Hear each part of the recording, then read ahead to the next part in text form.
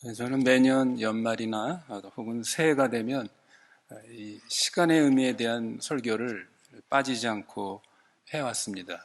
그 이유는 전에도 말씀드린 것처럼 우리가 평소에는 이 시간의 흐름에 대해서 잘 생각을 안 하고 살다가 이렇게 한 해를 보내고 또 새 한 해를 맞이하게 되면 참 시간이 빠르게 지났구나. 또 우리에게 주어졌던 많은 시간의 기회를 우리가 소중하게 생각하지 못하고 낭비했던 이런 것들을 깨닫게 되는 그런 시간이기 때문에 또한 그렇습니다. 이 시간에 대한 우리의 인식은 우리가 건강에 대한 인식과 비슷한 면이 있습니다.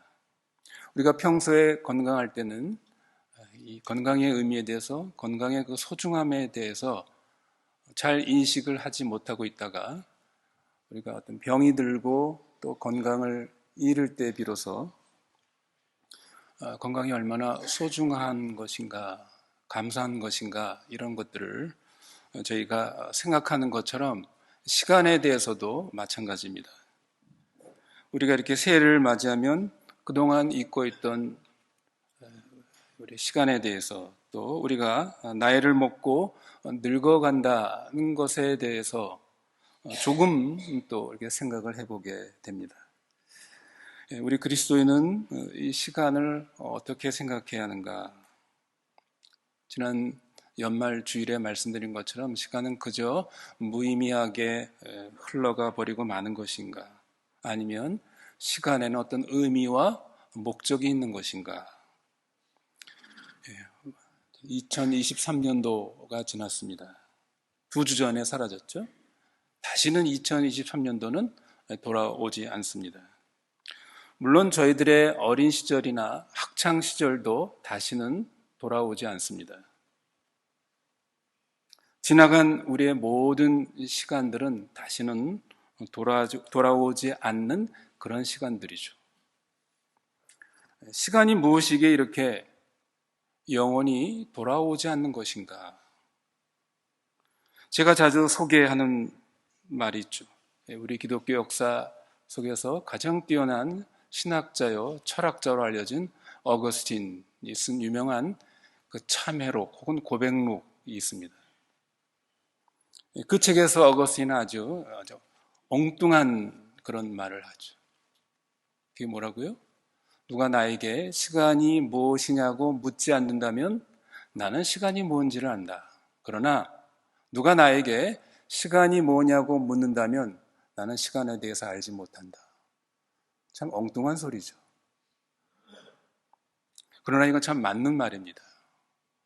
우리 인간은 아무도 그 시간의 그 실제에 대해서 알지 못합니다. 철학자도 그렇고 물리학자도 그 시간의 실제에 대해서 그것을 정확히 아는 사람은 없습니다.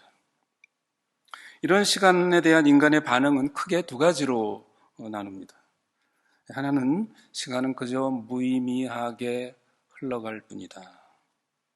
이 세상의 역사와 시간, 그 인생이라는 것, 이것은 아무런 의미와 목적 없이 그저 시간의 흐름 속에서 지나가고 살아가질 뿐이다. 그래서 우리가 지난 시간에 본 것처럼 전도서의 고백처럼 헛되고 헛되니 모든 것이 헛되도다.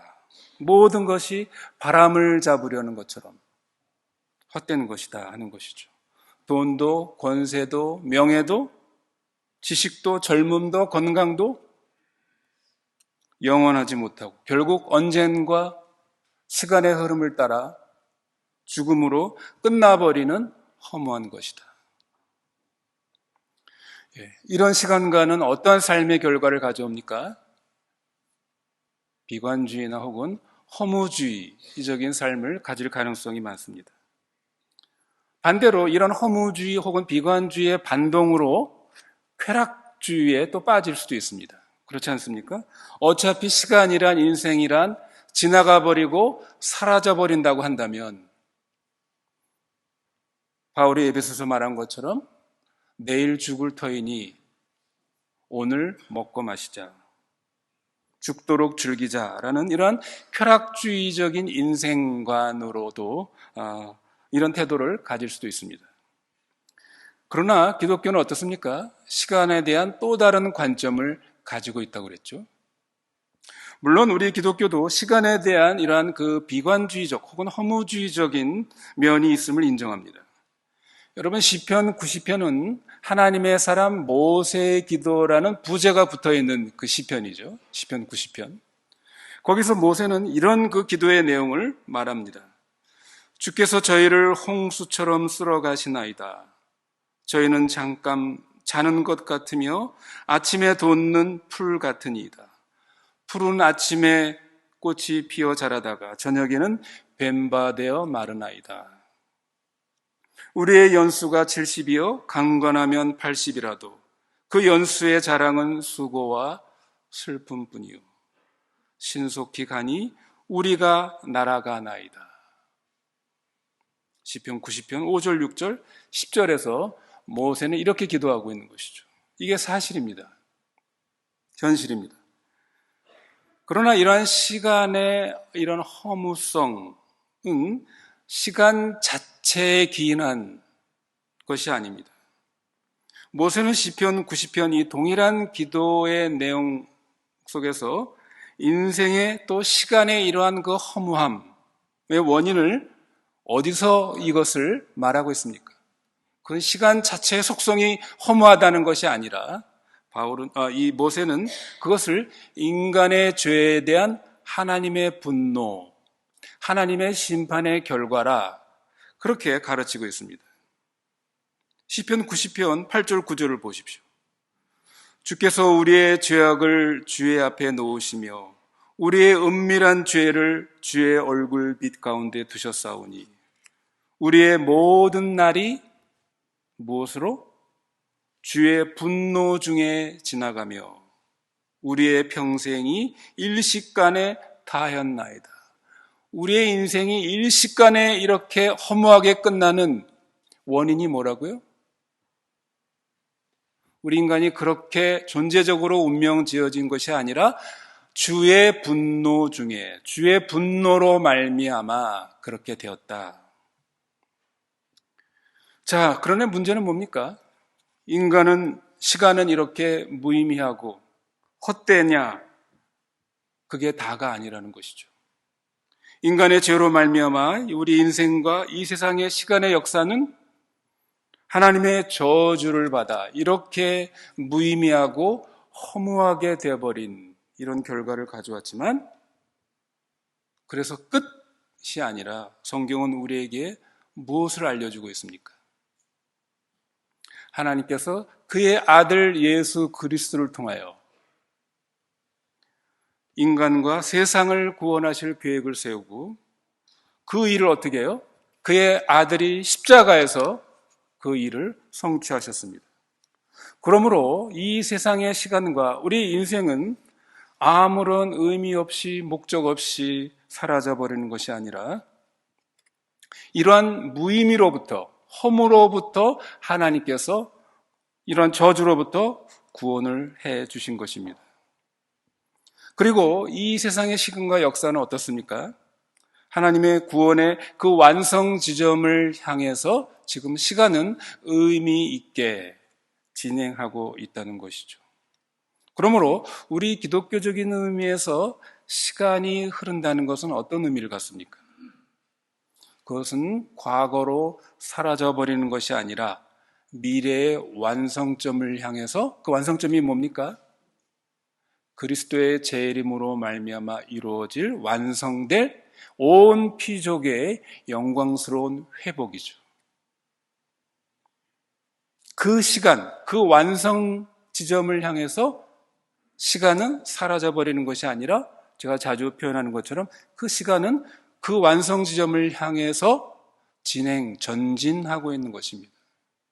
다가가는 것이고 채워져 가고 있는 것입니다. 그러므로 결코 시간은 무의미하거나 헛되는 것이 아니죠. 의미로, 목적으로 가득한 그런 시간인 것입니다. 그래서 우리 기독교의 시간관을 미래지향적이다. 궁극적으로 우리 기독교는 이 세상의 역사와 시간에 대해서 낙관적입니다. 소위 해피엔딩으로 끝나는 것입니다. 물론 이 미래 완성 지점이 언제 이루어질 것인가, 그것은 하나님 외에 아무도 알지 못합니다. 앞으로 우리가 2024년도까지 왔는데 앞으로 몇 년이 더 다가가야 그 완성 지점에 이를지, 그것은 아무도 알 수가 없습니다. 그것은 전적으로 하나님의 영역에 속하는 것이죠. 아무튼 우리는 2024년 이 지점까지 왔고, 그 고을 지점을 향해서 시간은 계속해서 지금 전진을 하고 있는 것입니다. 이렇게 시간이 방향이 있고 목적이 있다는 것, 이것을 아는 순간 무의미하고 허무하게 보이던 시간은 갑자기 어떻습니까? 의미로 충만해지기 시작하는 것입니다. 기독교는 시간을 무의미하게 생각하는, 말씀드린 것처럼 그리스의 시간관과는 다르게 시간을 매우 강조하는 시간과 역사의 종교라고 그렇게 말할 수 있습니다. 그래서 구약이나 신약에서 하나님께서 선지자나 사도들을 통해 말씀하신 내용들은 모두 이러한 시간의 구조, 의미 있는 시간의 구조 속에서 진리를 우리에게 말씀하고 있다는 것이죠.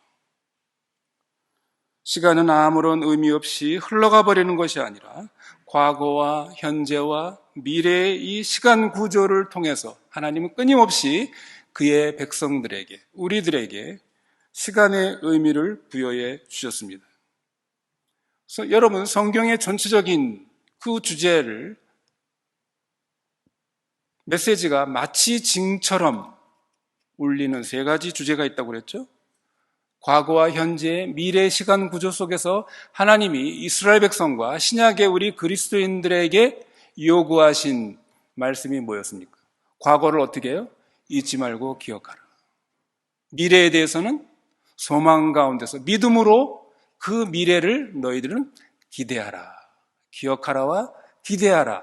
그 사이에 그러므로 너희는 이 오늘이라는 시간에 주의하고 조심하라. 너희가 어떻게 살아야 되는지 이것을 기억하고 순종하라.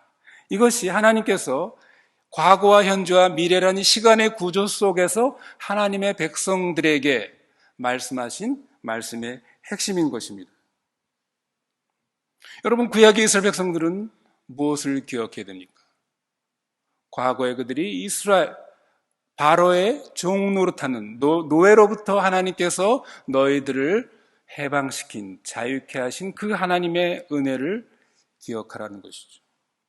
우리 신약의 그리스도인들에게는요, 갈보리 언덕에서 당신의 아들 그리스도께서 우리를 위하여 대속의 죽음을 죽으신 그 희생을, 그 은혜를 너희는 잊지 말라라는 것이 신약의 이스라엘 백성들에게 주신 하나님의 말씀입니다. 미래는 뭡니까? 이스라엘 백성들로 하여금 너희가 앞으로 내가 약속한 그 약속의 땅, 그 자유인의 삶, 완전한 자유인의 그 삶을 너희들은 기대하라. 그 소망 가운데서 살아라라는 것이죠. 우리 신약의 그리스도인들에게 주어진 미래의 하나님의 약속은 뭡니까? 앞에서 말씀드린 것처럼 그리스도의 재림으로 말미암아 이제 우리가 누리게 될 그 영광스러운 하나님 나라의 그 완성의 그 삶, 더 이상 죄와 죽음이 없는, 부족함이 없는 완전한 하나님의 의와 평강과 희락이 충만한 그 하나님의 나라를 너희들은 소망 가운데에서 기대하라, 낙심하지 말라라는 것이죠. 그 속에서 뭡니까? 그러므로 너희는 현재에 주의하라. 하나님의 말씀에 순종해 살아라. 이것이 기독교가 말하는 시간에 대한 아주 중요한 그 의미와 목적입니다. 그런데 성도 여러분, 시간은 이렇게 최후의 목적지를 향해서 오늘도 거기를 향해서 전진하고 있습니다. 다가가고 있습니다. 그런데 우리가 이 시간의 진행의 과정을 더 자세히 살펴보면 어떠한 특징을 갖고 있습니까? 시간은 앞으로 진행하는 것만이 아니라 동시에 반복 순환을 하고 있다는 것을 알게 됩니다. 이건 마치 자동차 바퀴와 마찬가지입니다. 여러분, 자동차가 굴러가는 것을 보십시오. 자동차의 바퀴는 앞으로 전진을 하지만 그 바퀴를 자세히 보면 바퀴는 사실은 그저 순환할 뿐입니다. 계속 회전을 하는 것이죠. 참 이것이 시간이 이거와 비슷합니다. 시간의 신비라고 그렇게 말할 수 있는 것이죠. 시간도 이와 비슷하게 전진과 더불어서 최후의 목적지를 향해서 시간은 지금도 다가가고 전진하면서 동시에 또 시간은 반복을 합니다. 어떻게 반복을 합니까? 어제 태양이 떠올랐던 것처럼 오늘도 역시 태양이 떠오르죠. 지금은 겨울입니다만 곧 우리는 봄을 맞이하게 될 것입니다. 2023년도가 새해가 주어졌던 것처럼 이제 2024년 새해가 또 우리에게 주어진 것입니다. 물론 우리 기독교는 말씀드린 것처럼 시간은 그리스 사람들이 생각하는 그저 무한 반복하는 것이 아니라 전진을 한다. 목적을 향해서, 완성을 향해서 시간은 지금 전진하고 있는 것이다 라는 것을 말씀드렸습니다. 그러나 기독교는 이 시간의 반복성, 순환성을 무시하지 않습니다. 이것은 참으로 놀라운 신비고 사실은 이것은 성경적인 의미로 말한다면 하나님의 은혜인 것입니다. 은혜의 방식입니다. 여러분, 우리는 이 시간의 반복을 어떻게 우리 그리스도인은 해석해야 되는 것입니까? 여러분, 하루 24시간을 살펴보십시오. 말씀드린 것처럼 아침에 태양이 떠오르고 또 저녁에 태양이 집니다. 그것으로 끝이 아니라 그 다음날 어김없이 태양은 다시 떠오릅니다. 이렇게 시간은 앞으로 전진하면서도 동시에 반복 회전을 합니다. 도대체 성경적으로 시간은 전진할 뿐만 아니라 반복 순환을 거듭하는 이 이유는 무엇인가? 여러분, 우리는 대개 반복한다는 것을 지루함으로 생각하는 경향이 있습니다. 그러나 우리에게 시간이 반복된다는 것은 놀라운 하나님의 은혜이고 기회입니다. 왜 그렇습니까? 성경은 크게 두 가지 그 목적, 의미를 우리에게 알려주었습니다. 불신자와 신자에게 하나님이 주시는 이러한 시간의 반복의 의미가 무엇인가에 대해서 사도 베드로는 베드로 후서에서 이렇게 말하고 있죠. 불신자에게는요, 회개의 기회요, 구원을 얻을 기회입니다. 베드로후서 3장 9절 하반절에 베드로는 이렇게 말하고 있죠. 오직 너희를 대하여 오래 참으사 아무도 멸망치 않고 다 회개하기에 이르기를 원하신다 라고 했습니다. 오늘도 태양이, 내일도 태양이 어김없이 반복적으로 떠오르는 것, 오늘 우리가 아침에 눈을 뜬 것처럼 내일 아침에도 우리의 눈을 뜨게 하시는 중요한 의미는 불신자에게는 뭐라고요? 그들에게 주어진 반복되는 그 시간의 기회를 통해서 그들이 회개하고 주 예수 그리스도를 믿도록 주시는 기회라는 것입니다. 그러면 여러분, 우리 예수를 믿는 그리스도인들에게 이 시간의 반복의 의미는 무엇이겠습니까? 동일한 본문에서 베드로는 이렇게 말하고 있습니다. 베드로후서 3장 11절, 12절, 14절에 그러므로 너희가 어떠한 사람이 되어야 마땅하뇨?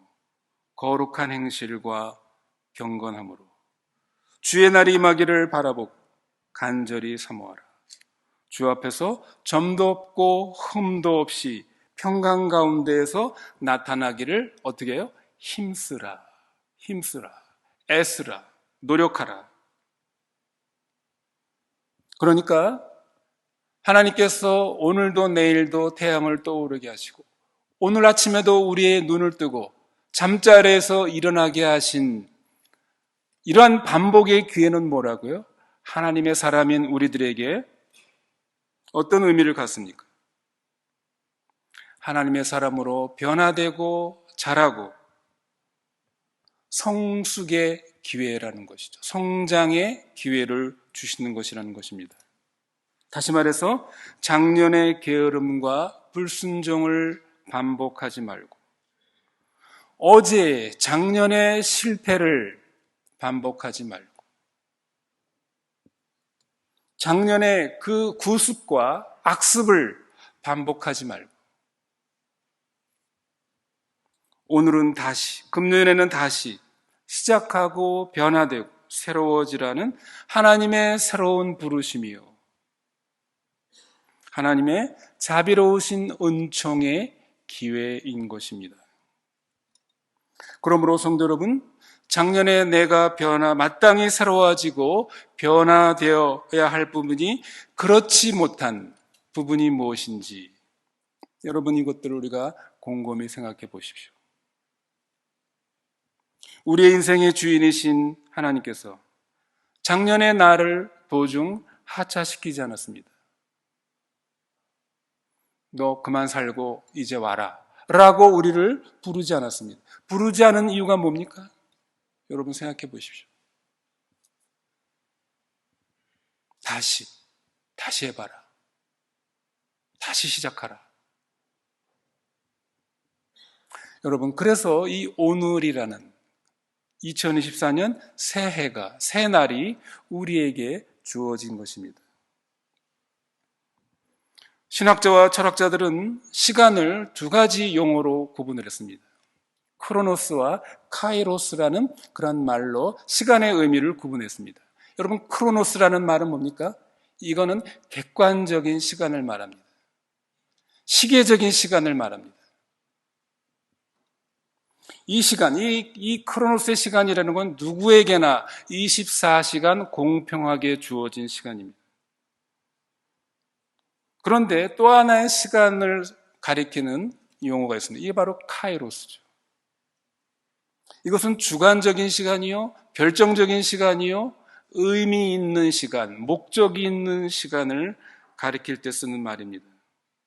다시 말하면 이 객관적인 시간, 이 카이로스라는 시간에서 일어나는 어떤 의미 있는 행동, 사건, 이것을 말할 때 카이로스라는 이러한 말을 사용했습니다. 그러니까 누구에게나 24시간 365일이라는 이 크로노스의 시간은 동일하게 주어집니다. 그런데 중요한 것은 뭡니까? 이 크로노스의 시간을 무엇으로 채울 것인가? 이 시간을 어떻게 사용할 것인가? 라는 이 카이로스적인 시간으로 볼 때는 각 사람마다 큰 차이가 있는 것이죠. 엄청난 차이가 있습니다. 오늘 본문의 말씀인 에베소서 5장의 이 말씀, 세월을 아끼라라고 되어 있죠. 이 말은 시간을 잡으라는 말입니다. 다른 말하면 시간을 이용하라. 시간을 내가 사가지고 그것을 이용하라. 이런 뜻입니다. 좀 더 구체적으로 말하면 이 크로노스의 시간을 카이로스로 이용하라. 이런 뜻입니다. 결국 이 말씀은 하나님이 우리에게 주신 이 반복되는 이 크로노스라는 시간 안에 우리가 무엇을 채워 넣을 것인가, 시간의 기회를 어떻게 사용할 것인가 하는 이런 의미입니다. 바울은 오늘 본문에서 시간에 대한 두 가지 그 태도를 가진 사람을 여기서 비유로 말하고 있습니다. 뭡니까? 15절에 지혜 있는 자와 지혜 없는 자. 18절에는요, 술 취한 사람과 성령에 충만한 사람. 이 두 종류의 사람입니다. 그러니까 이것이 두 개로 묶여지는 거죠. 지혜로운 사람은 뭡니까? 성령 충만한 사람이요. 어리석은 사람은 어떤 사람이에요? 술 취한 사람이라는 것입니다. 바울이 이렇게 말하는 이유가 뭡니까?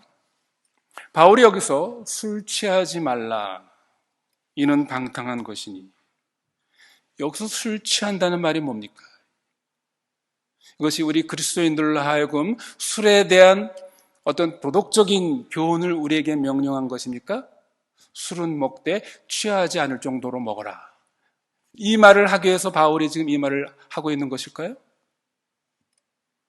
이 본문의 문맥에서 살펴보면 이것은 시간에 대한 어떠한 태도를 가져야 되는지, 이것을 우리에게 가르친, 비유적으로 이 말씀을 하신 것입니다. 그러니까 여러분, 이 본문의 문맥에서 본다면 술 취한 사람은 어떤 사람입니까? 방탕한 사람은 어떤 사람입니까? 이것은 자신의 어떤 것에 빠져서, 취해서 뭡니까? 시간의 그 진행, 시간의 의미, 시간의 목적지를 알지 못하는 사람, 그 사실을 망각한 상태, 그 사람이 여기서 술 취한 사람입니다. 어리석은 사람입니다. 또한 하나님이 주신 이 반복되는 시간의 기회를 잡지 못하고 낭비하고 허비하는 생활을 하는 사람이 뭐라고요? 이게 바로 술 취한 사람이다, 방탕한 사람이다, 어리석은 사람이다, 그런 뜻입니다. 여러분, 방탕하다는 의미가 뭡니까? 무슨 도덕적으로 무슨 어떤 나쁜 짓을 한 이런 것을 우리가 저희 도덕적인 의미로 우리가 방탕한, 이렇게 얘기를 하는데, 이 문맥에서 본다면 방탕은 뭡니까? 마찬가지죠. 이 세상의 역사와 시간이 어디를 향해서 진행되고 있는지, 그 시간의 의미와 목적을 알지 못하는 자는 방탕한, 영적으로 방탕한 사람이다, 방황하는 사람이다, 술 취한 사람이다, 전후 좌우를 분별하지 못하고 행동하는 어리석은, 방황하는 삶이다, 사람이다, 그런 뜻입니다. 그러면 이와 대조적으로 지혜로운 사람, 성령에 충만한 사람은 어떤 사람입니까? 이 성령에 충만하다는 건 성령의 지배를 받는 사람을 말하는 것이죠. 여러분, 이 문맥에서 지혜로운 사람, 성령에 충만한 사람은 어떤 사람이에요? 시간의 진행과 시간의 의미와 목적을 아는 사람인 것이죠. 또 시간이 은혜로 반복적으로 주어질 때 그 시간을 잘 이용하여서, 그 시간을 잡아서 시간을 잘 이용하여 주의 뜻이 무엇인지를 분별하고 주의 뜻을 깨닫고 그 뜻을 이루어가는 사람, 이 사람이 지혜로운 사람이요, 그 사람이야 진정한 성령이 충만한 사람이라는 것입니다. 성령과 말씀의 지배와 인도를 따라서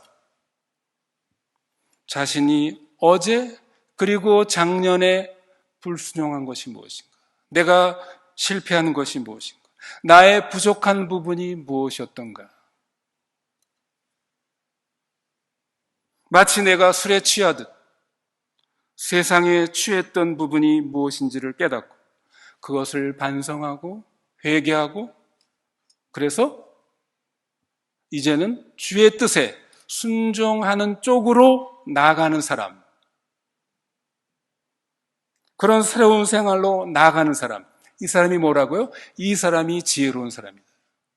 이 사람이 진정으로 성령이 충만한 사람이라는 것입니다. 바울은 이 시간에 대한 교훈하면서 특별히 15절에서 무엇을 말합니까? 너희가 어떻게 행할 것을 자세히 주의하여.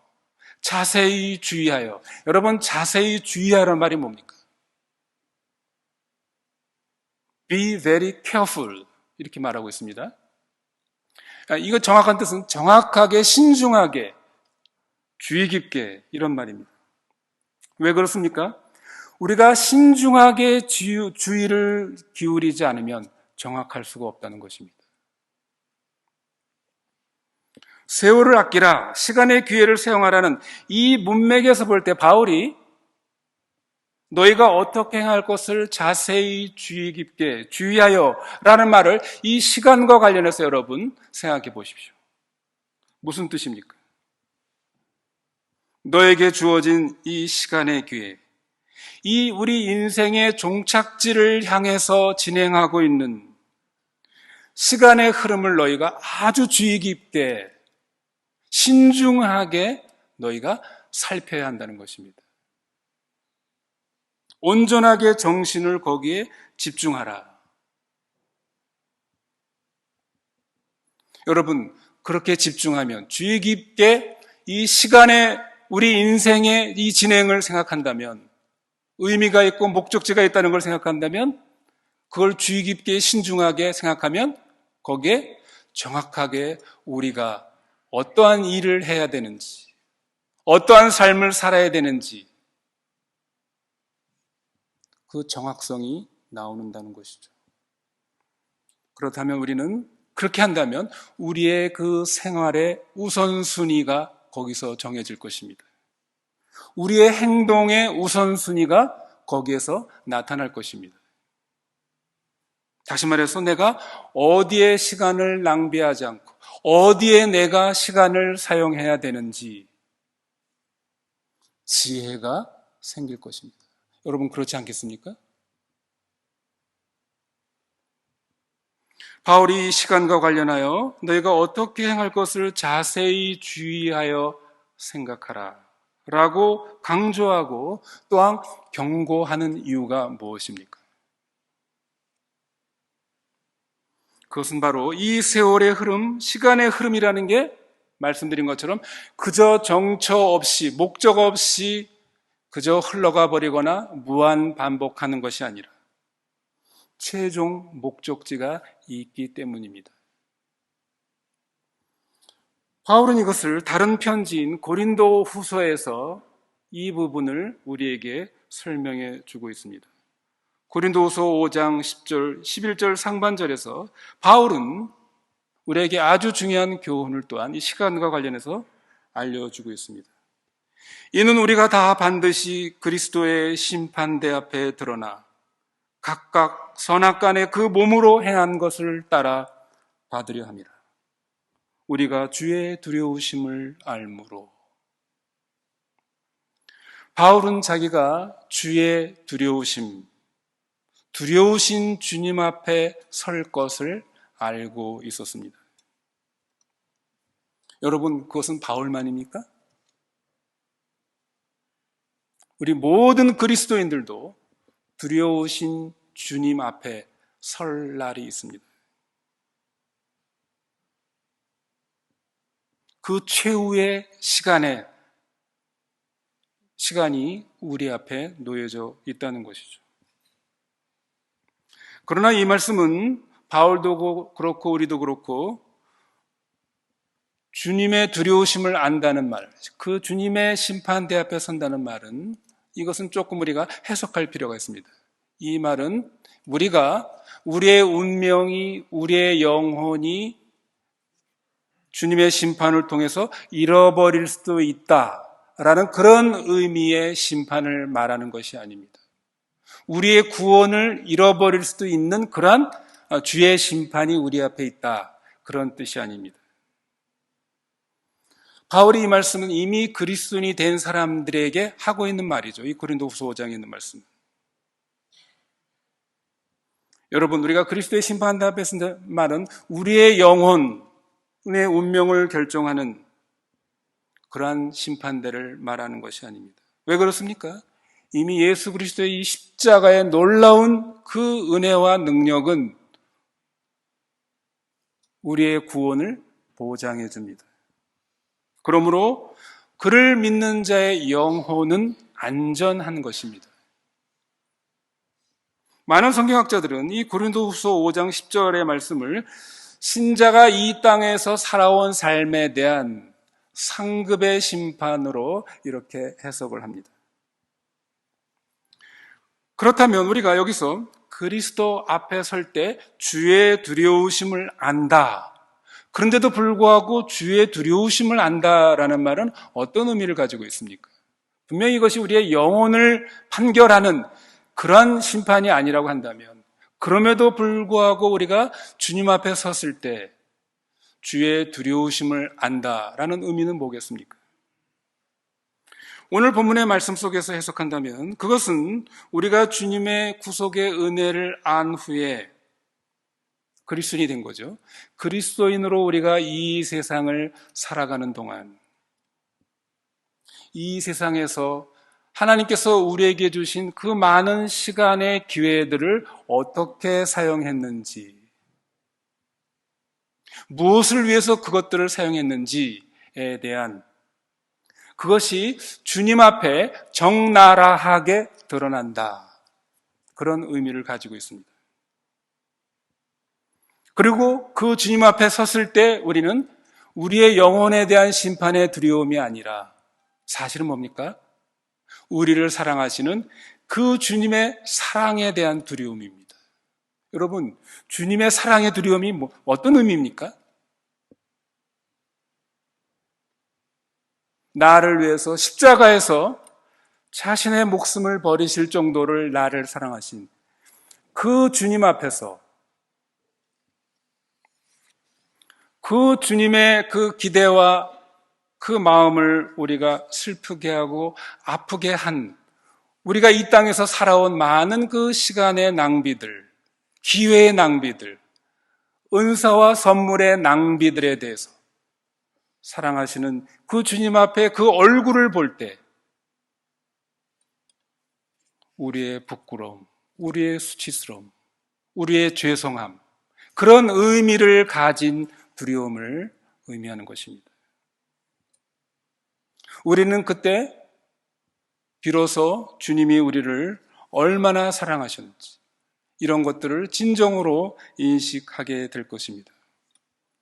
그러면서 우리는 나를 그토록 사랑하신 주님을 위해서 내가 하지 말아야 할 일과 마땅히 해야 할 일을 하지 않은 것들, 수많은 그러한 기회들, 주님이 기뻐하시는 일들을 할 수 있는 시간과 돈과 재능과 힘을 낭비한 자신에 대해 가슴을 치며 한탄하며 한없이 부끄러워할 그러한 자신, 주님의 눈앞에서의 그러한 두려움들을 우리는 맞이하게 될 것입니다. 그래서 바울은 우리에게 오늘의 이 본문의 말씀을 교훈하는 것입니다. 너희들은 시간의 그 끝을 생각해야만 한다. 내 인생의 목적지를 너희는 생각해야 한다. 주의 깊게 생각하라. 그러므로 어떻게 해요? 세월을 아끼라. 시간의 기회를 사서 선한 곳에 그것을 투자하라. 지혜로운 사람이 되라. 이 교훈을 우리에게 하는 것입니다. 여러분, 이것이 진정으로 우리가 새해의 의미이고 새해를 맞이하는 저희들의 태도가 되어야 합니다. 2024년도 새해를 맞이하여 우리가 어제의 실패, 작년의 구습, 학습을 우리가 그대로 쫓는다고 한다면 우리는 새해를 맞이한 것이 아닙니다. 우리에게 진정한 새해가 의미가 있으려면 어떻게 해야 되겠습니까? 우리의 심령이 새롭게 되어야 되고 우리가 새 사람의 옷을 입는 이 변화가 저희들에게 있어야만 합니다. 2024년이라는 이 크로노스가 우리 각자에게 카이로스의 시간이 되어야 합니다. 하나님께서 이런 시간에 대한 의미를 우리에게 새롭게 깨닫게 해주시고 하나님이 주시는 이 새로운 시간, 새로운 시간의 기회들을 저희가 잘 사용하여서 바울이 말한 것처럼 참으로 지혜로운 사람, 어리석은 사람이 되지 않고 지혜로운 사람, 술에 취한 것처럼 분별 없이 사는, 시간에 대해서 분별 없이 사는 사람이 아니라 시간을 잘 분별하여 주어진 시간의 기회를 잘 사용하는 그러한 지혜로운 사람, 성령이 충만한 사람이 되기를 간절히 바랍니다.